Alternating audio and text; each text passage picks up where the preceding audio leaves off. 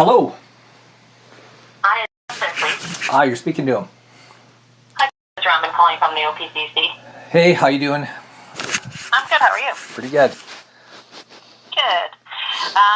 So, as I probably mentioned in my email, we've received your complaint, and we're just in the process, I guess, of kind of determining the admissibility of the complaint. I think you've been through the process here before, so you're probably familiar with that. Yeah. So you call this an admissibility process? So right now, what happens initially when we first receive a complaint, we determine the admissibility, saying see if it's admissible, meaning there was misconduct by the officer, or if it's inadmissible, if there was no misconduct by the officer, and this is all done in conjunction to the Police Act. So that's kind of like the beginning stage. So we're just kind of information gathering and reading your information. If we need further questions, we'll call you. That's why I'm calling today, just to get some further clarification on some stuff.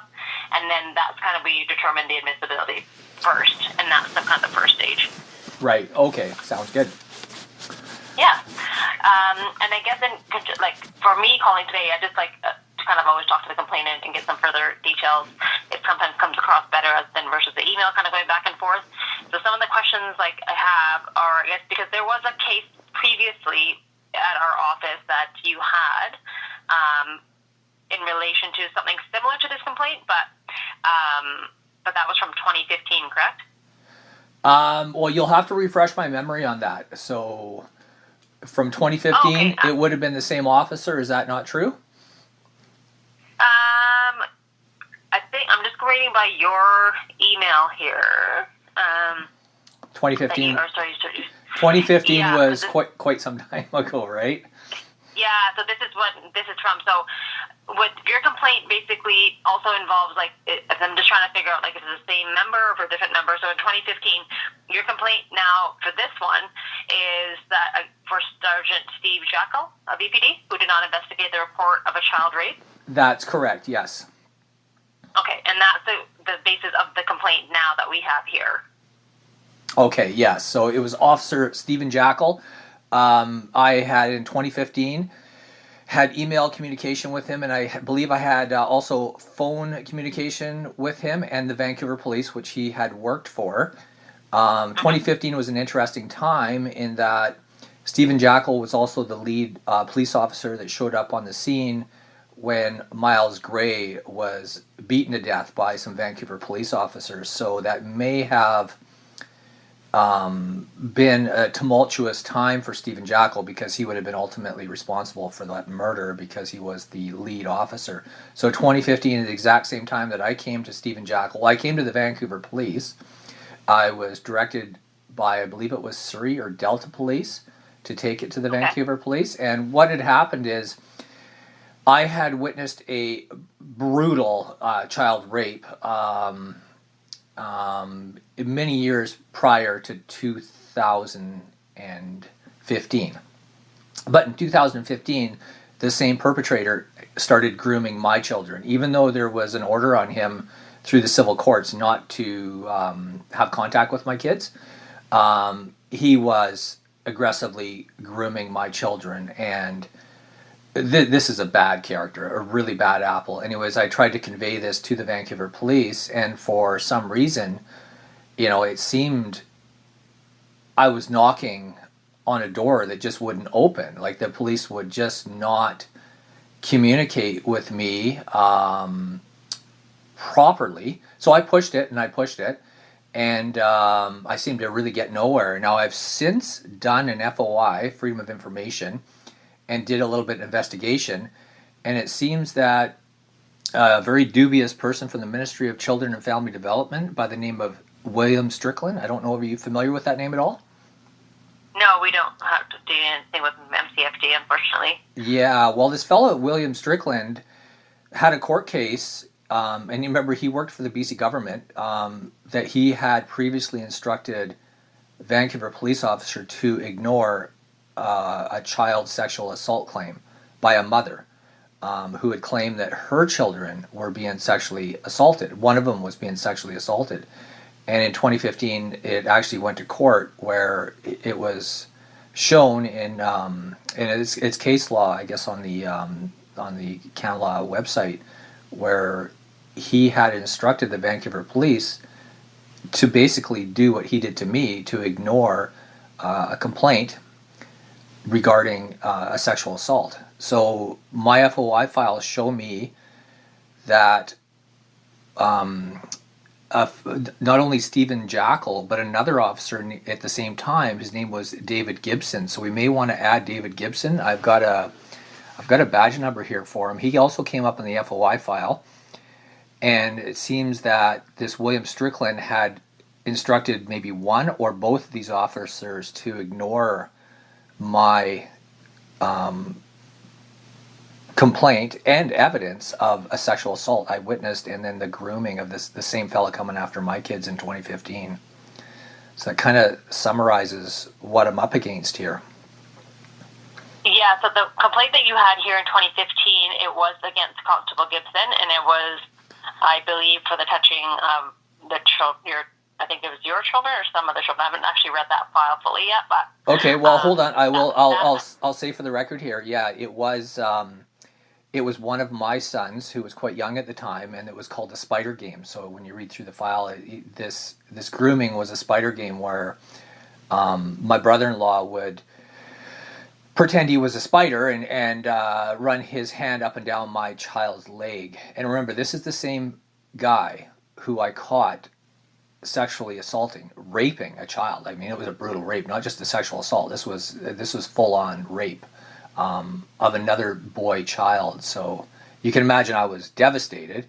And I see on the FOI files, one of the reasons they minimized it was because I was irate and upset. I think the FOI file from the Vancouver police shows, which you can imagine I probably really was quite upset in 2015 when this was happening. Okay. And so do you remember in 2015, for that thing, do you remember exactly what you reported at that time? Yes. Oh, absolutely. What did you advise them in 2015? I advised in 2015 that I had actually come to the Vancouver police a few times. So I had first approached, I believe it was Delta, and then I think I was bounced over to Surrey because the perpetrator was living in Surrey, and then they bounced me to Vancouver, so the Vancouver police. And I had told the Vancouver police that I had a recording of my ex-partner, my ex-wife, downplaying the sexual assault. I had recorded her in 2008, knowing, and she had minimized the sexual assault for many years previous to that. But I had come to the police with extreme concerns, like almost on the edge of tears, that this guy was going after my kids now, and that he had a history. I'd caught him raping a child. So I had made it clear to any officer that would listen to me to both those points. And the first time they told me, I showed up at the Vancouver police station on Boundary Road. And from there, I was bounced over I was told to go to the police station on, I think it's the Canby Street Bridge. Okay. The fairly new police station. So it was almost like they were playing games, like it was all a big joke to them. Like, here I am reporting a sexual assault on my kids, grooming. It was not a sexual assault. I don't believe my kids were inappropriately touched below their clothing, but he was in the process of grooming. And then the other sexual assault that I had witnessed years earlier. And I made it very clear to any officer and all officers what I was reporting, and plus I had provided the documents from civil court, I don't know. Have you listened to the audio at all? I guess you wouldn't do that.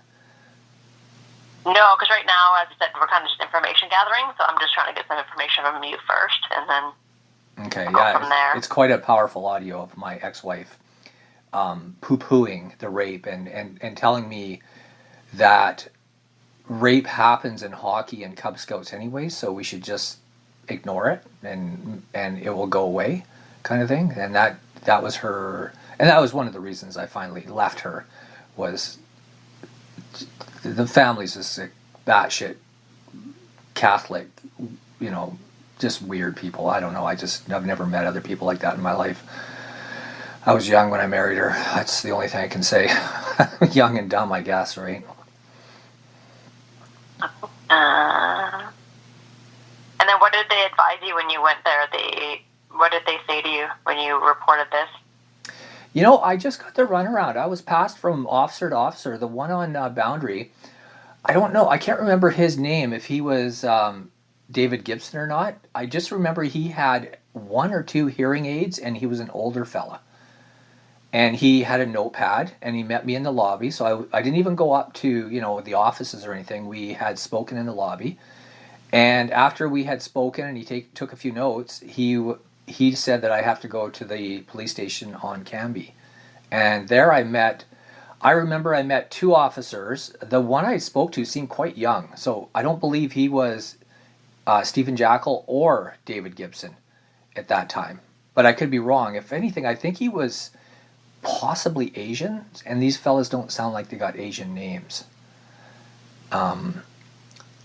So yeah, it honestly, they just didn't take it serious, and I was just flabbergasted. I couldn't wrap my head around how I could go to the police station and report a grooming and a sexual assault with a guy with a long criminal history. One was including he had ran someone over and killed him and dragged him like a block down the street. Bragged to me he was high on cocaine when he did that, and I was just like taken aback that I could provide, the audio recording. It was brought before the civil court, proven to be legit. Like they had an opportunity to say, maybe it was, edited or made up or something, or that wasn't my ex-wife's voice who was, in her words, poo-pooing the child rape. And it was like I wasn't being heard. It was like it was just a big joke. I was reporting a fender bender car accident on the road. And it's not till just of recent when I did this FOI, and I just got this back probably about a week and a half ago. And it clearly shows that they got a call from the Ministry of Children, and they had been in communication with them from what I could read of the documents, a lot of it's redacted, but to basically ignore it, right? And then again, I think it's so important to point out that this William Strickland from the Ministry of Children and Family Development had contacted the Vancouver police before. I believe the officer's name was Pollard, Pollard, and had instructed him to ignore a different completely different case where a mother had reported a sexual assault on their child, and that had gone before the Supreme Court. So I just can't say enough about that. This is really, concerning, right? I mean, this is concerning that this is kind of been overlooked in the Vancouver police for so long. So I don't know if you know now that there is an inspector working on this. So we've no more constables or sergeants working on this. Now we have an actual inspector from the sex crime unit working on my case regarding this file. They have. Oh, okay. So you are working. You've talked to VPD, and they are working on this actively right now. Well, it's an old file now. It's from. This original rape that I witnessed happened, we're looking at probably 30 years ago now. And I talked to the fella's ex-wife, the perp's ex-wife. She unequivocally believes there's more victims out there. And that's her gut feeling. She has no proof. I believe there's other victims out there. And I had many conversations now with this new inspector looking after this case, and yeah, it's an old case. It's all under a different file now, and he's investigating it, but there's not really much he's going to be able to do. And the victim, and I will point out for the record that the FOI file shows that David Gibson, this police officer from the Vancouver Police, claims that I did not know who the victim was. And that is a complete 100% fabrication. All throughout this, I've known who the victim was, and I've clearly stated to the police who the victim was.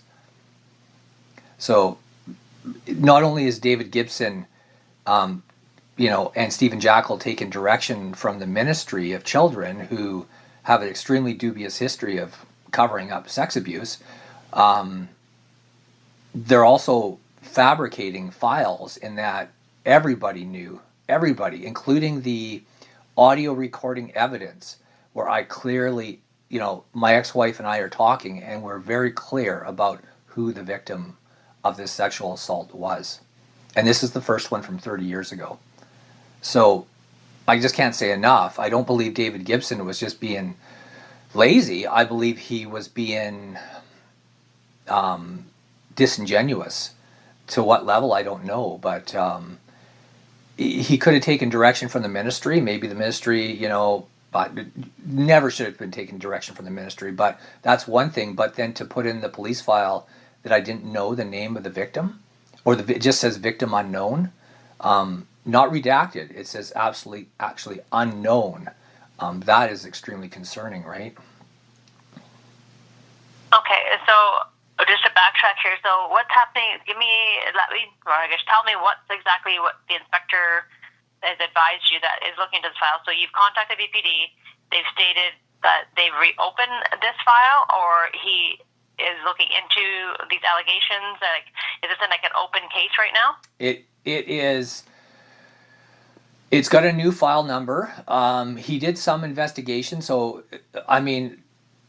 he was pretty honest in saying that I can't really know much about it, because remember, I'm neither the victim nor the perp, right? So I'm a third party to this. So he's explained that I get to know very little, but he did indicate that from the way he spoke that he has gone to the victim, and the victim does not want to proceed with any sort of charges, and they do not want to talk about it.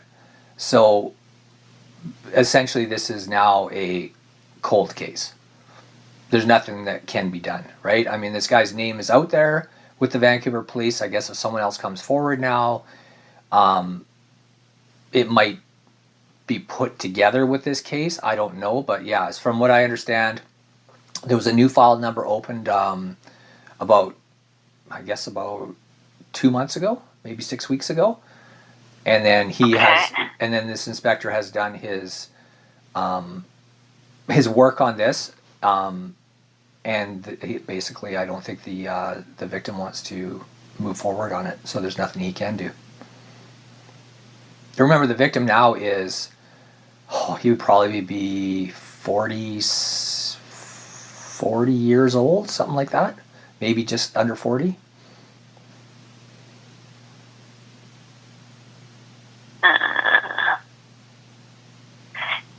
Okay, so I guess that's the question is then, so your complaint is basically that they didn't investigate the report. So at this point, if they did investigate the report, what investigative steps do you think that the police failed, or what should they have taken? But my understanding is that they did actually just look into this now. Well, we're talking three different people here, right? We're talking Sgt Stephen Jackel, the very dubious Sgt Stephen Jackel involved in the Myles Gray Vancouver police murder, and then David Gibson, and this is from 2015, right? These two officers. Whether and your complaint against Constable Gibson was in 2015, and that was the touching of the children, and that's the one that you had brought forward to us already. So I think that one's already been dealt with, but my understanding here, and that was found to be inadmissible, and that's in 2015. That was brought forward on Constable Gibson. What do you mean inadmissible? Like, that's my understanding, because that's what your old file number that you, from 2015, you made a complaint here to our office against Constable Gibson of the VPD, of the touching of children. That is unequivocally untrue. I came to the Office of the Police Complaints Commissioner, which I know is just an arm of the Vancouver Police, and I came and said, And I couldn't remember the name of I can't remember the name of the officer from that complaint, but it would have been Stephen Jackel and or David Gibson. And I said that I had reported a child rape. And I'm reporting a child rape. In 2015, I reported a child rape. And I had, in 2015, also reported sexual grooming by the rapist on my children. And these officers, I can't believe you only have David Gibson's name from 2015, because I'm looking at. You know, and again, this is the whether it's intentional or just dysfunction. I mean, I came to the office of the Police Complaints Commissioner with 2 complaints, right? That these officers had ignored a child rape and it had ignored sexual touching of my children. And now, and then you guys had done an investigation, apparently, whitewash. There was, I guess, no, a whitewash, but how could you have possibly done an investigation when now, in 2024, I'm finding out through documents that William Strickland, the BC government, had contacted the Vancouver police when they should not have contacted the police and said, ignore this rape, ignore the spider games, ignore the sexual grooming, and ignore the rape. I mean, how could... 2015 complaint, you had I'm just going to clarify this. In 2015, you put a complaint against Sgt Gibson, or Constable Gibson, of the touching of your children. That we didn't investigate. That was still at the admissibility stage, is from what it looks like, because I was not here in 2015. And I'm just reading what I had seen, and it was in the admissibility stage. And that was deemed inadmissible in 2015. Okay, hold on a second. I can probably... Do you know what you just said? That I had put a complaint against David Gibson for sexual touching. No. Sorry. Constable Gibson for the touching, or did investigate the touching of your children. Did investigate it? Did not. Did not, exactly. Well, whether he did or did not, he did not do a proper and thorough job regarding the spider games. From what I understand, he never contacted the perp. He never contacted my children. And all he did was maybe make a phone call. That was good enough for him. I believe he didn't even do that because he had got a phone call. Again, this is really important. He had got a phone call or some kind of communication from a William Strickland, a guy who was brought before the Supreme Court. William Strickland worked for the Ministry of Children and Family Development, the BC government, who in 2015 was also being accused and was convicted of downplaying and calling the police, a Sgt Pollard, to ignore another rape accusation. So you see this? How could the Office of the Police Complaints Commissioner have done their job in 2015 when you didn't even know who this William Strickland was? I mean, you guys didn't even pull the FOI files. We don't look. So we how don't look can at MCFD? Like, we don't have jurisdiction. So I'm just letting you know. So that case in 2015 that you had, or that complaint you had brought forward, from my records, from what I see, because as I said, that wasn't me. That was the investigator for that, nor was I here. Just based on what I'm reading from that complaint in 2015. That was deemed inadmissible by our office. That's a pretty ambiguous word, though. You can imagine where that just makes my blood boil. It was deemed inadmissible. What was inadmissible? I had reported a rape and grooming, and this officer, David Gibson, and Stephen Jackel, got a call from the ministry to say, ignore the rape and ignore the grooming, and that is what they did. And not only that, David Gibson put on there that on the FOI file, which I have, which apparently you don't even know from your the Office of the Police Complaints Commissioner doesn't even know about the rape. Yet on the FOI files, the rape is on there. And the victim is unknown, which is not true because the victim was known all the way through. So in good conscience, how can you tell me that your organization, the Office of the Police Complaints Commissioner, did their job in 2015 when you don't know any of this stuff? How could you have done an investigation on David Gibson if none of this stuff came up? You just basically put whether you were there, it doesn't matter. with a broad stroke, you just say it's inadmissible, which doesn't mean anything. It's basically the investigator probably at that point. What do? We look at misconduct of police officers. MCFD, we have no jurisdiction over. You don't need jurisdiction over the ministry. You don't need jurisdiction. The fact that someone called David Gibson and told him to ignore a rape, that's where you have jurisdiction, is it not? So, did you not receive the notice of inadmissibility on December 9th of 2015? So it's 2024 right now. Yes, I know, but I'm asking because that was the complaint you had put in back then. There was nothing. It was against Constable Gibson. Now, the complaint that you came put forward to us now is in regards to Steve Jackel. So, Stephen Jackel and David Gibson in 2015, when I reported this rape, both worked for the Vancouver Police, and I had been in communication with both of those officers regarding the child rape and the grooming. I know Stephen Jackel had, because I still have my emails where he had received the auto recording, and it was the audio recording was taken to the Supreme Court, and it was taken to a transcriber and transcribed onto paper for the courts because that's how they need it. David Gibson would have had that same information. I mean, unless you're telling me that Stephen Jackel, Constable Stephen Jackel and Constable David Gibson were not sharing information on this rape. I mean, it would be ludicrous to think that they both didn't have this information and evidence. But your complaint in 2015 did not have Stephen Jackel in there. That's what I'm trying to advise you. Your complaint to this office in 2015 was just against Constable Gibson.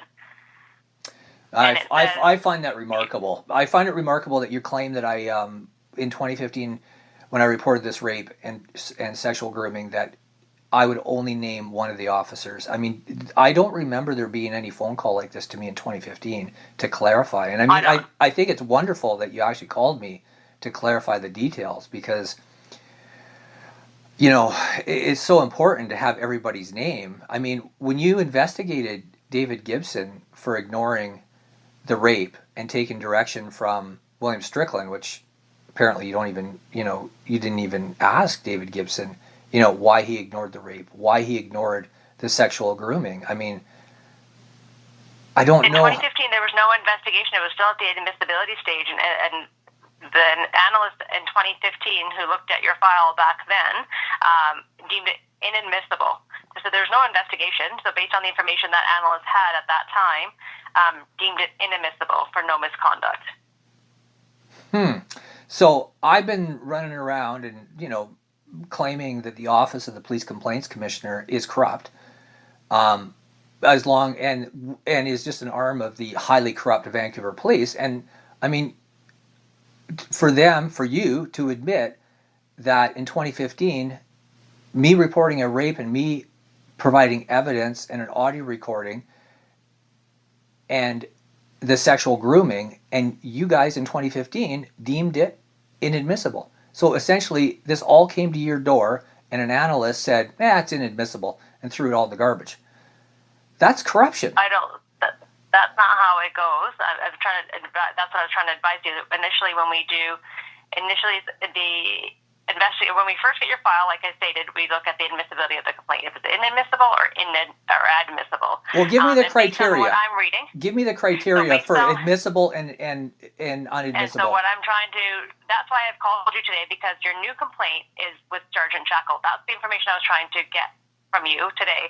But I'm just looking back at your 2015 file, so I was just trying to get further information as to what was not done by police in 2015 based on your complaint now with Sgt Jackel. From what I've read, your complaint in 2015, I can read what your complaint says in 2015, that you reported there was a male to stop hugging your children, and you've asked him 2 separate occasions. You want to inform the police that Mr. stop hugging your children and to be assault charges to be laid against him. You believe that VPD had failed to assist you, and Mr. has a long history in court documented family violence, cocaine abuse, and you've personally caught him raping approximately 30 years ago. Well, there you go. So I did tell the police that. But that's not the police. Like this is the complaint that you had put our office. That's what you advised our office, that the VPD member, Constable Gibson, failed to investigate that. And so whoever the investigative analyst at that point was in 2015. Well, who was he? Who was he? Who was the investigative analyst? I have to go back and look. Did you receive a copy in 2015? Do you remember? I probably did. I was extremely stressed out at the time. I had a lot on the go. And essentially I contacted the Office of the Police Complaints Commissioner hoping that I would get some kind of, integrity and this would be looked at. And when I, obviously read that back in 2015, which was many years ago, and I just threw my hands up in the air. I was exhausted from, dealing with this bureaucracy. I was a lot younger back then. And, I've left with a sour taste knowing that, rape and child abuse in British Columbia is so common that not only the Vancouver police think it's just a joke, that the Office of the Police Complaints Commissioner, who is responsible for regulating the Vancouver police, also think it's a joke. It's inadmissible. It's no big deal. I report a rape and the Vancouver police don't do anything. They absolutely did. No, but now that you have just submitted another complaint, but you just advised me that the VPD opened the case 2 months ago and have looked into this incident, and that's what I'm trying to clarify, that this is an open case now again, and if they looked into it, but you advised me that they've spoken to the victim, that they don't want to proceed further. Yeah, well, that's not what I said, and I'll cut you off right there, because it's really important, because the Office of the Police Complaints Commissioner has this whole, narrative, and I think they just write what they feel like writing. I do not know if the inspector has contacted the victim, but I believe he has. So unlike this Sgt Stephen Jackel, who's an absolute goon, from what I understand, because I did a little research on with his guys, and he showed up after they murdered Myles Gray, and that's gone before the courts, right? And I think there was actually a conviction of one of the Vancouver police officers that was under the umbrella of Stephen Jackel, because he was their sergeant. So he sounds like a really dubious dirtbag from what I can see, but I don't know that, right? I mean, I haven't had time to do a lot of research on him. And this David Gibson, who I see on the FOI files, completely 100% fabricated and lied on that document and said that I did not know who the rape victim was. I mean, that is absolutely shocking. 2015, I was exhausted. I threw my hands up in the air and I said, the Vancouver police are corrupt. The Office of the Police Complaints Commissioner is corrupt, and we know that the BC government has been, just has a massive history with child abuse and child abuse cover-ups, right? And here we have William Strickland that shows up in my FOI documents, which I never thought of doing an FOI, Freedom of Information search, back in 2015. I was younger, I was busy, I was working hard. I mean, I didn't have time for this bureaucracy and games going on and on and on and on, where you just throw your hands up. But now I'm finding out that William Strickland called the Vancouver police and said, this dad has just called up and reported a rape and sexual grooming by this guy who has a long, violent history. And he murdered somebody, for crying out loud. And although he did get off on that. But, I'm finding out now, all these years later, that, this whole thing, there's some real bad stuff happened here within the police and within, your organization and within the government. And this could have been all clarified if you guys were legit back in 2015. And instead of now an inspector in 2024 investigating this again, you guys could be fully responsible for many more victims, many more child victims being sexually abused because you did not do your job in 2015. I did not receive a phone call like this in 2015. I received a piece of paper that said it was inadmissible. And you're telling me right now you don't even know the name of the person who investigated this from the Office of the Police Complaints Commissioner in 2015. No, I can probably look into that. And that's not what I said, actually. And I can look into that. And go back into your records. As I said, I was not here Well, in then what's his 2015. name? We are I mean, not, you we have are a not an computer arm right of there. also- What's his name? We are Oh, not her also name. a part of VPD. Just to clarify that, we are not police officers. Just to clarify that, and we are basically an independent office, and we provide the oversight for investigations. I am just clarifying information. That's all I'm calling to do today. And in order to the complaint that's brought before me today, which is the one that you just submitted for Stephen Jackel, and that he did not investigate a report of a child rape. But that's what my questions were, and you advised me that an investigator at VPD was looking into this, and so that was my question was, what investigative steps do you think the police failed to take at this point if they've opened the file recently to look into your concerns? We're talking Stephen Jackel right now, are we not? So your main component, no, so you're basically, I just want to clarify the complaint that you've submitted to us now. Is it regarding Stephen Jackel and that he failed to investigate a child rape that you reported in 2015? Well, there's a little bit more to that. Yes, my complaint is against Sgt Stephen Jackel of the Vancouver Police Department.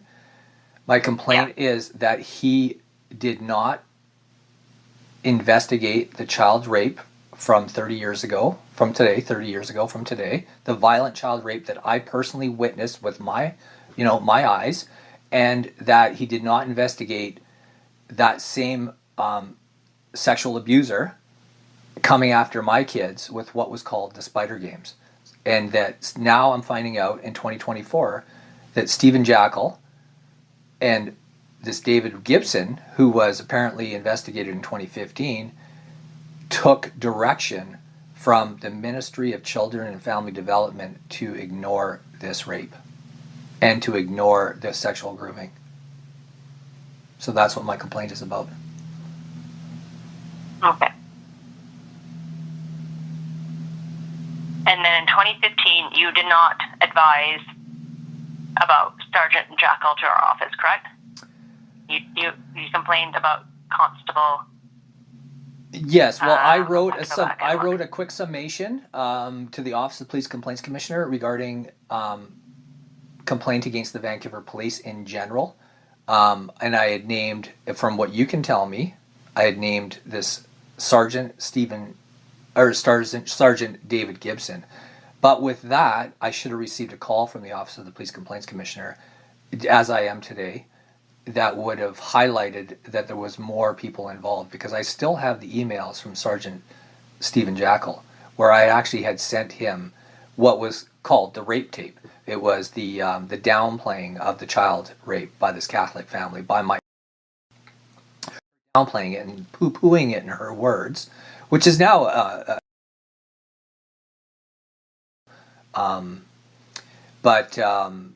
and yeah, I won't say much more about that, but this video is no secret anymore, right?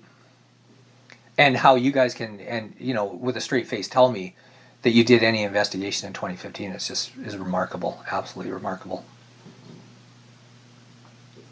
As I said, it was an investigation, and that was just the admissibility phase back That's then. right. And So I there have was to go back through that file. So I have to. Not familiar from.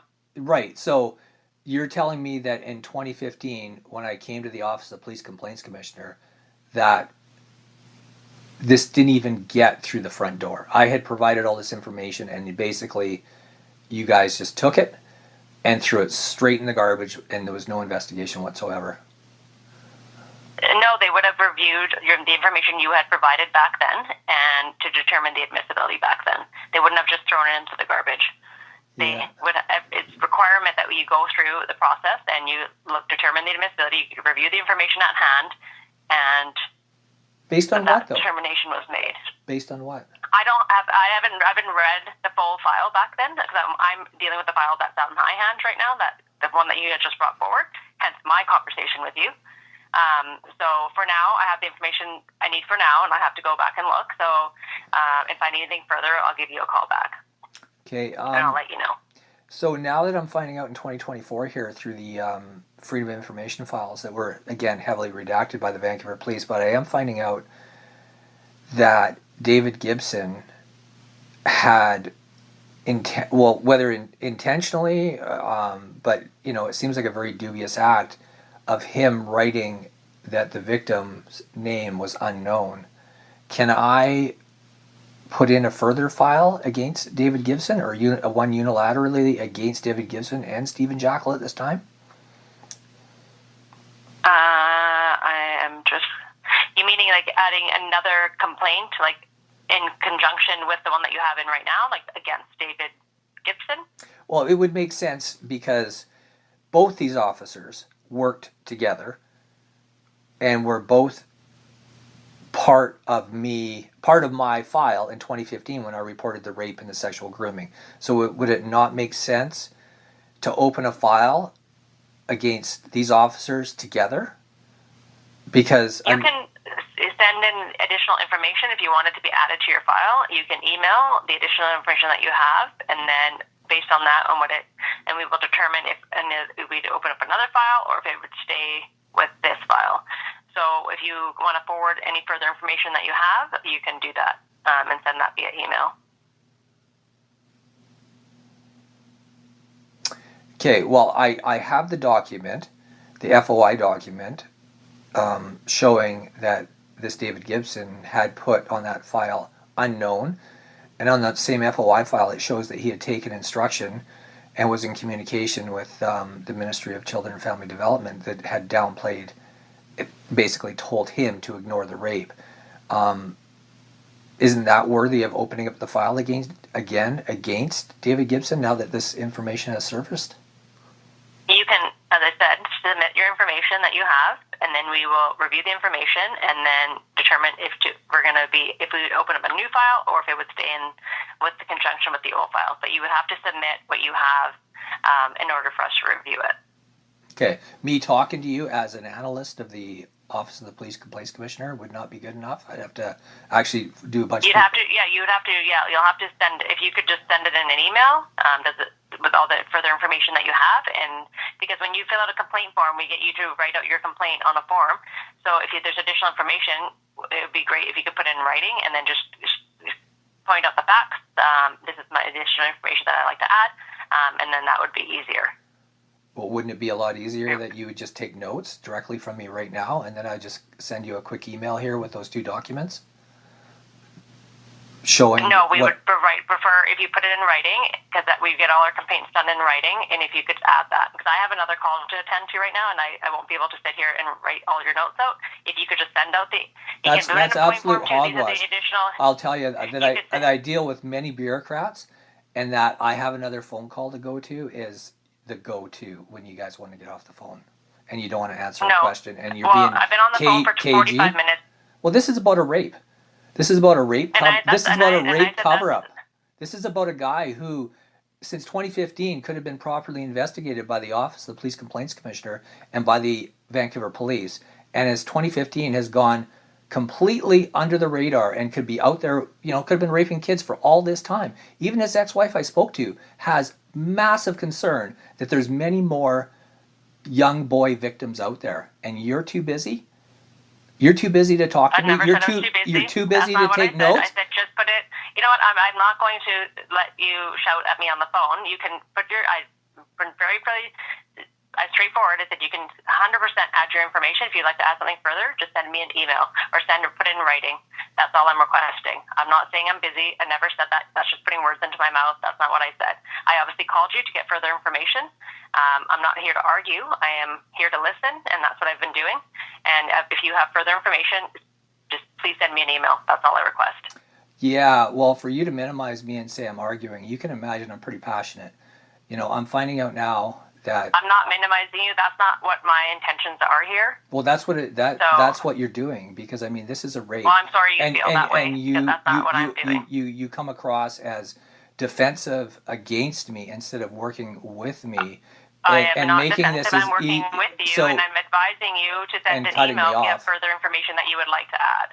Well, I would like you to take. I'm not minimizing. I would like you to take notes right now and put that on record that I'm requesting that David Gibson be reinvestigated because he had taken direction from William Strickland and the Ministry of Children Development to ignore this rape. I'm requesting that you take notes. So are you refusing to take notes? right now? I'm not refusing, but I'm asking you to send an email, please. And I'm going to have to cut off the conversation, unfortunately. Please send an email. I'm not minimizing you. You're just putting words into my mouth. So please just send an email if you have further information to add to your complaint that's at our office at this moment. Okay, I can do that right now. Perfect. Okay, thank you so much. Well, hold on, I'm not done speaking. I mean, this is important stuff. Can you say your name for the record? Raman. How do you spell your last name? It's Bhawa. And you're an investigative analyst for the Office of the Police Complaints Commissioner? Yes. Okay, and your phone number here is 250-953-4128? Yes. Okay. So where do we go from here? Send me an email if you have further information. Yeah, I'm a little disappointed that you would I'm not a little, I'm absolutely disgusted that you refused to write this information down and add this to the file right now and make me do a bunch of runaround. I mean, this sounds like 2015. It's not a runaround, it's straightforward. Please don't cut me off. Please just send This is important. This is about a rape. This is about the Vancouver Police taking direction from the BC government to ignore this rape, and with a history of telling the Vancouver Police to ignore another rape. And this is important stuff. I mean, if you don't have time, to take my request to add this to the file right now, I find that remarkable and shocking, right? I mean, that's just, it's thoroughly disgusting. It's what it is. Okay, thank you so much. Oh, I wasn't giving you a compliment. Oh, she just hung up on me. So you have to understand that the Office of the Police Complaints Commissioner, their sole goal is, unless stuff gets into the newspaper, their sole directive is to minimize, reduce, and bury complaints. So the only way the only way that police are ever held to account is if you catch them on audio or catch them on video and you publish it on the bloody internet.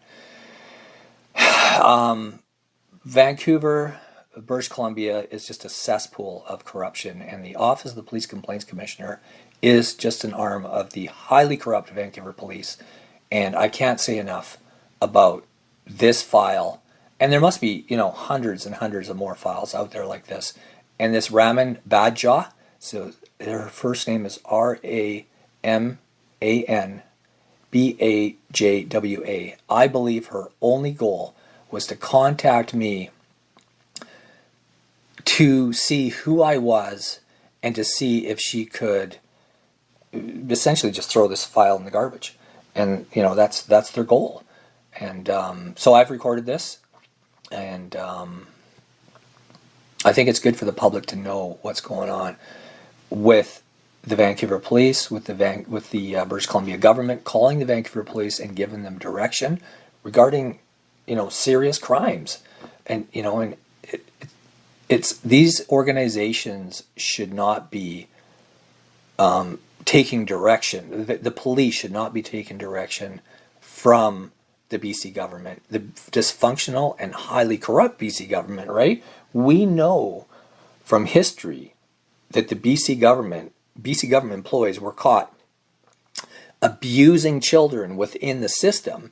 We also know from a previous court documents that the ministry was calling the Vancouver Police and telling them to ignore complaints of child rape. And this had gone to the Supreme Court. And nothing ever changes in British Columbia. It's just these files happen, these court cases happen, and everybody forgets. And you can see Badja here says, well, I wasn't working back then. She doesn't even know the name of the analyst from back then that took this Constable David Gibson file and threw it in the garbage. And it wasn't just a complaint against David Gibson. It was also a complaint against Sgt Stephen Jackel, right? And the Vancouver Police in general for ignoring this child rape I reported and for ignoring the sexual grooming. Yeah. I just can't say enough. These people are absolutely disgusting, and they're just paper pushers, and their whole agenda is to just pile up the paper on you, stall as long as they can. Years, sometimes these pre-investigations. So this isn't even an investigation. This is like the pre-investigation. These will drag out for months, years, and then they say, oh, there wasn't enough to open a file, to even open a file, to look at the evidence, and then they throw it in the garbage, and then it's up to people like me to go in, gather it all up, and reapply, and then they just put bureaucratic hurdles in front of you over and over again, and eventually you just give up. And that's what I did in 2015. I probably got this letter from the Office of the Police Complaints Commissioner. Maybe I didn't even get it, because you know what? I was moving at about that time, so they may have not even sent it registered mail to make sure I got it. Probably sent it to the wrong address. That is the dysfunction within our government, our highly corrupt government, because it is corruption when you knowingly let things go off the rails when it's your job to hold the police to account, and you intentionally act dysfunctional, forget stuff, mail things to the wrong people, investigate one officer even though I had told them about 2 officers.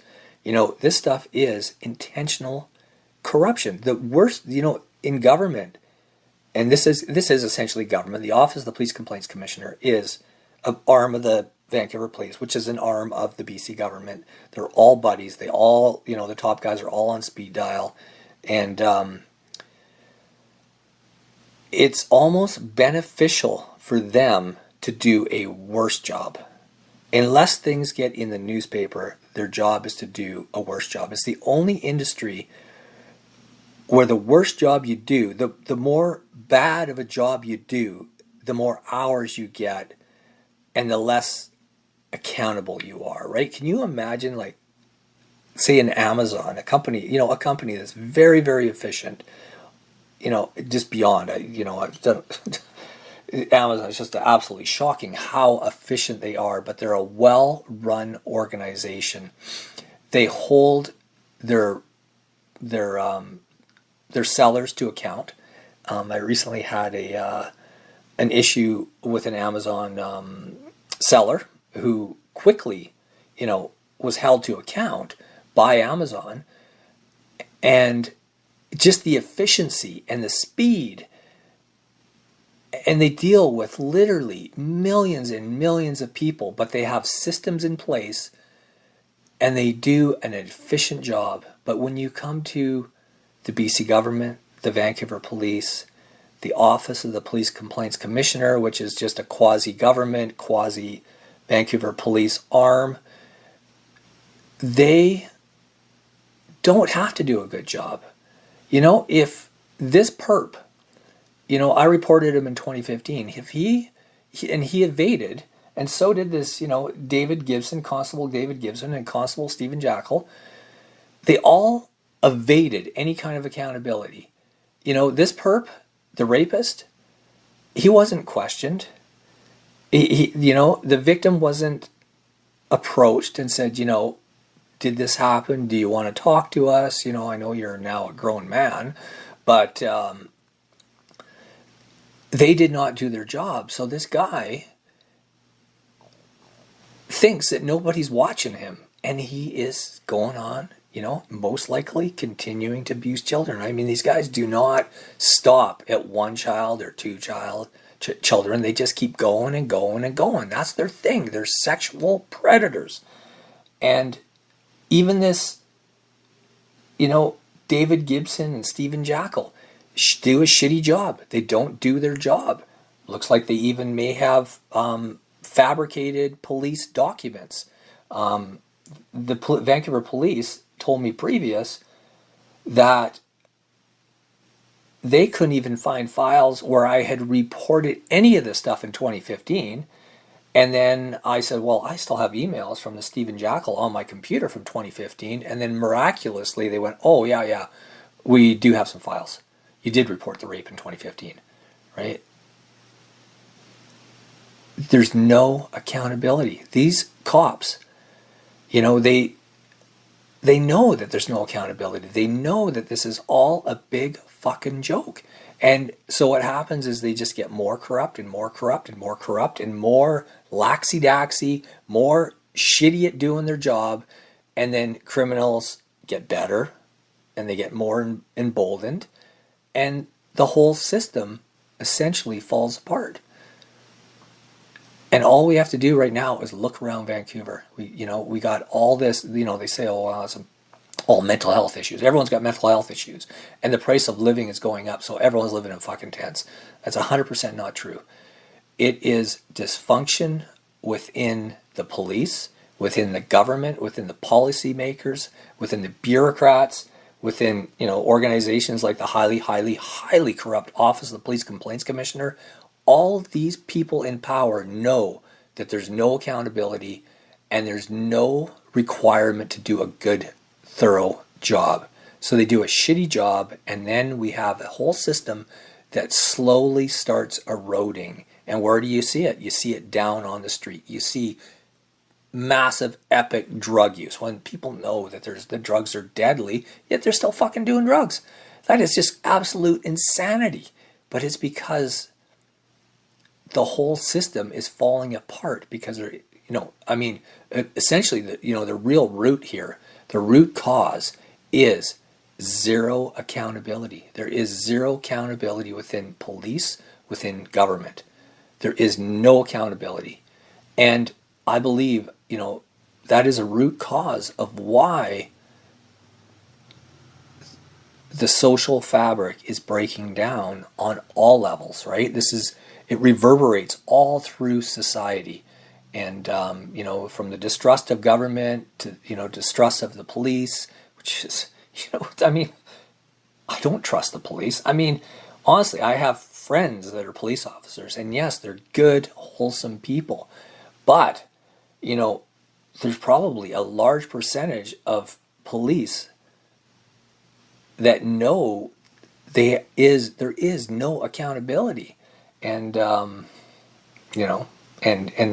this Badja had said that the Office of the Police Complaints Commissioner is not the police. They're not police officers. She's doing a word game because a lot of the people that work at the Office of the Police Complaints Commissioner are ex-police officers, or they have been lifelong involved in law enforcement. So just word games, right? It's word games, it's bureaucracy, and that's what the government does, and that's what the Vancouver Police do, and that's what the Office of the Police Complaints Commissioner does, which is just government, and they just play word games, and they just play bureaucracy games, and they do not do their job. And I can tell you right now that this analyst really probably wishes she did not call me. Her job was to downplay this to see if I'd be okay if this file was be thrown in the garbage again, like the file was thrown in the garbage that I reported in 2015, right? And 2015, I was not savvy and aware of just how corrupt the Office of the Police Complaints Commissioner is, and how corrupt the Vancouver police are and how dysfunctional they are. In 2024, now I know they are, so I'm prepared. When she called me, I'm prepared to talk to her, right? And she did not like that. And she 100% fabricated the fact that she had to go to another call. She just wanted to get off the phone with me. I've seen that a lot, right? I talk to bureaucrats quite a bit, and that is a go-to, and it's getting kind of old now. I should actually, if I had the time and energy, and what they hope is you don't have the time and energy to pursue this, right? It's just another person who doesn't trust the police or doesn't trust the regulatory body of the police. But, and it's true, I'm just another person. There might only be like 10,000 of us out there, right? It's not that not everybody has to deal with the police in this regard all the time. Many people just give up. Many people don't even know that you can file a complaint against a police officer. Yeah, and 90% of those will be thrown in the garbage by an investigative analyst. Like, it won't even be investigated. They'll just be thrown in the garbage right from the get-go before even anything's looked at. Now, It's bizarre how you can do an investigation regarding the admissibility of a complaint without looking at the evidence. It doesn't make any sense at all, right? But it's called corruption, right? It's just start tossing these files in the garbage as fast as you can go. She says, well, we don't really toss them in the garbage. We file them, right? They put them in a cabinet somewhere and they sit. So she called up, didn't even know the name of the analyst who had tossed, this David Gibson's, Constable David Gibson's file aside in 2015, right? So it's just, it's just absolute nonsense. I mean, I can find out anything you want on this Constable Stephen Jackel in 5 minutes using the internet and using my my emails. You tell me that the Office of Police Complaints Commissioner cannot quickly look up who the analyst was in 2015 who tossed the Constable David Gibson file aside and called it inadmissible regarding the rape he did not investigate and the sexual grooming he did not investigate. Maybe back then they would have prevented this perp from continuing on. They could not have saved any of the past victims, but they could have saved future child victims if they had done their job, and they didn't. So rape is on the bureaucrats. I know you see the connection here. By them not doing their job, by this Stephen Jackel, David Gibson, William Strickland, and this Baja from the Office of the Police Complaints Commissioner, by these sort of people not doing their job back then, they contribute. So since 2015, this perp could have been stopped in 2015, but he wasn't, because all these files were just tossed aside and called inadmissible. So he went on and abused, and we don't know for sure if he did. Maybe he just became a Boy Scout. Maybe, I don't want to say that, Boy Scout, yeah. Maybe he became maybe he became reformed and decided not to rape little boys anymore, right? Maybe, but maybe not.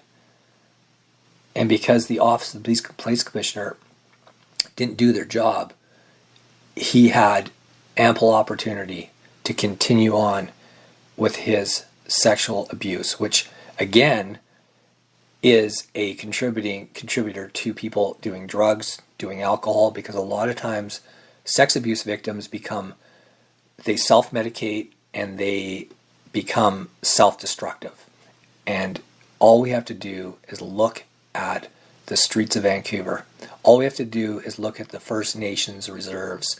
All we have to do is look at British Columbia and just the fucking, and I'm trying not to swear too much, but the fucking rampant debauchery. And the police play games again, telling us the crime's going down. Oh, crime just went up a teeny little bit. It's not true, because crimes do not get reported. And I think, I just can't say enough with the games they play. It's all politics. It's all dysfunction in government and them trying to do the least amount of work possible. And it's costing the citizens of British Columbia and Canada hugely. And I think it's starting to pile up. And there's, more of this dysfunction, layers upon layers upon layers, where now, is it even reversible? Because they're so now overwhelmed with, how many rape victims go on to rape to do the same thing. They say that, children that were beaten have a tendency to beat their kids, right? You come from an alcoholic family, you have a higher chance of being an alcoholic yourself. So by not nipping this in the bud in 2015, the Office of the Police Complaints Commissioner and the Vancouver Police and, the Ministry of Children and Family Development, this William Strickland, are all responsible, 100% responsible for all the future dysfunction that happened after 2015 regarding this case, right? And it could tentacle out. I mean, one victim, one perp can do so much damage. And how can you blame the perp? How can you blame the rapist? No one ever told him not to do this, right? No police officer came to him and said, we know We have a report against you for child rape. We have a report against you for grooming. And he would go, yeah, no, I didn't do it. But maybe then now he's on the radar and he stops doing what he's doing, right? We can't save the victims before, but maybe we can save some victims going forward, because sometimes a bright, shiny light on the bad guy stops them from doing future crimes, or at least slows them down, right? But Sgt Stephen Jackel, David Gibson, Officer David Gibson, they did not approach this guy. They did not approach the perpetrator, and they did not approach the victim. And they did not do their job because, whether it was because they got the call from William Strickland, maybe Sgt Stephen Jackel was too busy covering up the Myles Gray murder. I don't know. I haven't done a lot of research on the Myles Gray murder by the police. Remember, this is the Vancouver police that went. Myles Gray had squirted someone with a garden hose. Police came in, chests all puffed out, and they beat him to fucking death. They beat him like a fucking dog, and they killed him. And that went before the Supreme Court.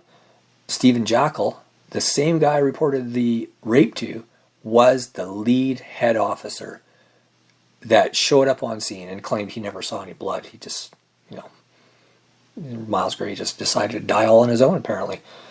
But I haven't read that whole report, but I do know that the Vancouver police were held responsible by the Supreme Court for Myles Gray's murder.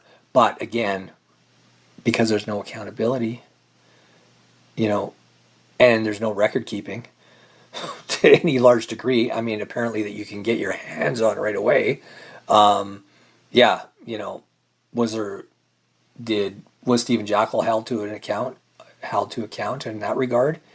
Or maybe he was too busy with that. And when I told him about the child rape, he's like, well, thinking in his head, what child rape? What's the big deal about children getting raped by men? What's the big deal? My guy's just fucking murdered a dude, and I got to cover it up, right? Who knows what was going through Sgt Stephen Jackel. And I didn't know about the Myles Gray murder. And Stephen Jackel's history when I reported the rape to him, right? And I don't even remember which officer he was. So if he was the fellow with hearing aids, whether he was the young officer, I'm not sure even which officer he was, right? I mean, I did not keep detailed notes as I do now. And I suggest to anybody, when you're dealing with the police officer, whether you're dealing with the Office of the Police Complaints Commissioner, or whether you're dealing with the BC government, always record them. Document them and record them, because you'll find out down the road their story will not align with what was actually said, right? And a perfect example is, and I'll bring this up again, Constable David Gibson, on my FOI papers, and that's Freedom of Information, I applied to have these documents released just some weeks ago, and I received these, I think, just like 2 weeks ago, maybe even a little later than that, but it shows on those documents the very false statement that I did not know who the rapist was. Or no, I didn't know I knew who the rapist was, but I didn't know who the victim was. And I 100% knew who the victim was. I 100% told him. And not only that, I had provided evidence of an audio recording where I am talking about who did the rape. And we talk about who the victim is in great detail. And that evidence went to, and I still have the email, to Sgt Stephen Jackel and David Gibson.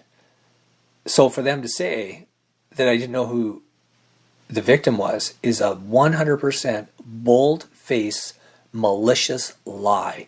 And that is the Vancouver police, And where are you going to go? Who are you going to tell?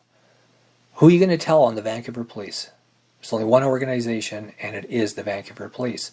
The Office of the Police Complaints Commissioner, which is made up of police officers and bureaucrats that have been involved in the criminal justice system, who are all buddies with each other. So you think they're going to hold a cop to account? Again, unless it's in the newspaper, front page of the fucking newspaper, all this stuff just disappears and it just goes away. and it never happened. And paperwork is fudged, paperwork goes missing, paperwork, you don't know what they're writing on your paperwork. I mean, how did I know in 2015 that the Vancouver police were writing that I didn't even know who the victim was? How would I know that? Except in 2024, and I decide, hey, why don't I do an FOI just for curiosity to see what comes up? And then I'm finding out that they were writing down fabrications. They were writing down bold-faced fucking lies. And they were not telling me that they had a call from the Ministry of Children and Family Development, which is the BC government. A very dubious man named William Strickland had called them and said, ignore the rape, please. For whatever reason. Maybe the politics, maybe there was too many rapes and the politicians wanted to bring down the numbers. Why would he make that phone call? That is sick and it is wrong. And it's not like I had pulled this out of my ass. I had I still can recite exactly what I saw in that rape from 30 years ago, piece by piece by piece. I have never forgotten what I saw. It's disturbing. It's disgusting. It is something that, turned me inside out. It made me sick to my stomach for a long, long time. It still makes me sick to my stomach.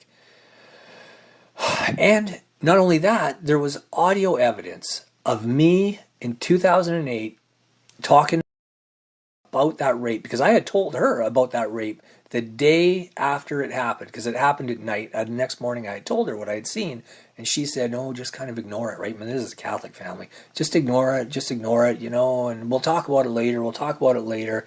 And then it became, you didn't see what you saw, and you blah, blah, blah, and all the gibberish jabber, right? And then it just the can got kicked down the road. I do have to say that the Catholic family put locks on the victim's door. That's how they handled the rape, because they didn't want to embarrass the family. There wasn't just me that knew about this rape, that this kid, I think he was a regular victim. I think this was not the first time that he had been sexually abused. I fully believe this was an ongoing issue. And when I talked to the new inspector, I don't get your hopes up. Remember, there is an inspector now working on this, right? Kinda, but what are you going to do? This is from 30 years ago, right? What are they going to do? Unless there was some kind of, unless the victim wanted to come forward, unless new victims came forward, which they would never know who, never join the dots, because all this stuff is secret and hidden, right? I mean, even from me, a lot of this, when I do my FOIs redacted, and that means it's blacked out, I don't even get to see most of what the police said. Or even my own statements, I don't get to see. It's fucking the system is rotten. It's broken. Unless you work for the government, it's not broken, because then you just create more and more and more and more work, right? It's not broken for the police because they just create more and more and more work and do a shittier job. Let the perps slip through their fingers, and that just creates more and more files and and more work for the office of the police commissioner, and then they're overworked, and then apparently you got calls coming in all over the place, right, when they don't want to talk anymore. Oh God. So yeah, you can imagine I got to make light of this in some regard, but I'll tell you, Canada is a corrupt, nasty place. We may be smiles, but it's not a good place. I fortunately live in a good place now. I don't live anywhere near Vancouver. But I'm sure these kind of crimes happen everywhere. But I'm older now, my kids are grown up now. I can't hear the victims scream from where I live, which is good, right? But I can assure you that any day of the week there is brutal rape of children happening, and the Vancouver police, and maybe the police in general and the government, willfully ignore it, right? I do know, just to ramble on here a little bit longer, I do know that there was a major bust of a child sex trafficking ring a couple weeks ago that made the newspaper. It was absolutely massive. It's not the first one. There was one a few years ago. I think it was the Ontario police, and they had captured or charged. It was like 40 people or 50 people or something like that with sex crimes, it is a massive, massive industry in Canada. I think bigger than anyone can imagine. But it's gotten big because of most officers, or at least a percentage of officers, just do not do their job. They're lazy, they're corrupt, they're dysfunctional, they're mean, you know. I mean, these officers that beat Myles Gray, you know, they were having a bad day, so they fucking murdered him. It just makes me sick to my stomach. But the thing is everyone has a bad day, right? I haven't murdered anybody, I haven't raped anyone, I've never had a day that bad. But if someone does have a day that bad, they should be held to account. And the Office of the Police Complaints Commissioner does not hold police officers to account.